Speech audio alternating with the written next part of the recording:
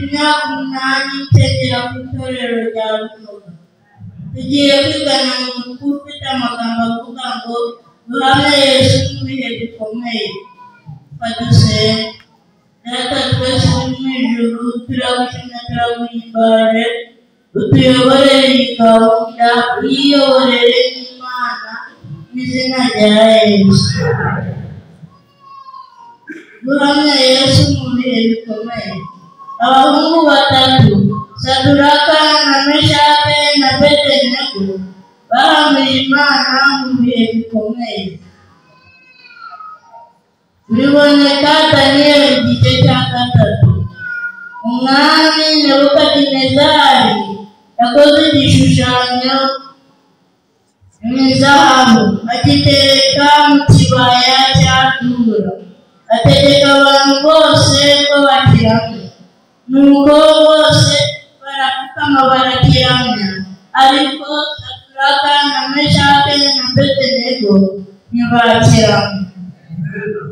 Umwami yahise ababwira ngo ibyuma ntibivuga mupfukame muramye igishushanyo. Basaduraka baramusubiza bati ntitwasenga ibigirwamana wakoze Mwami, kabone n'aho Imana itagukiza, ntitwasenga ibigirwamana wakoze.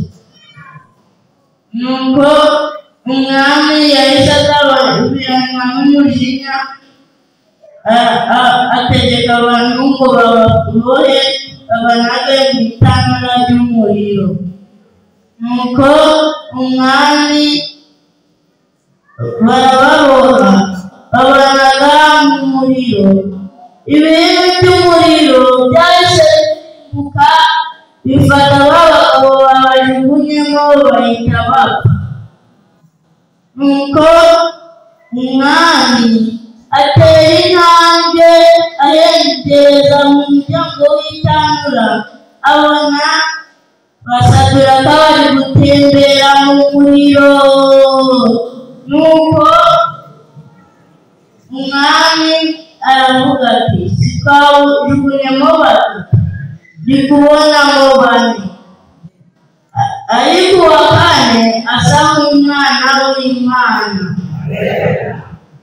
Nuko umwami aravuga ati Saduraka Meshake na Bedenego abagaragu b'Imana mwe, nimusohoke mu itanura.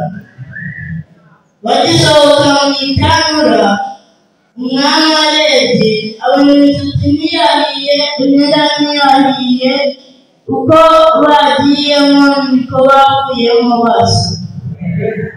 Nuko umwami ahita atanga itegeko ngo dusenge Imana y'aba Saduraka na Meshake, dusenge Imana y'aba Bedenego.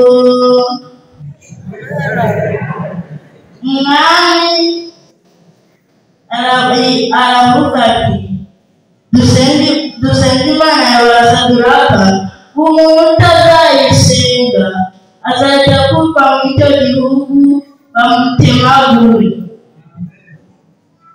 Natwe tujye duhamya Imana mu bihe bikomeye no mu byoroheje, ibyo mbasabira nanjye bisabira mu izina rya Yesu.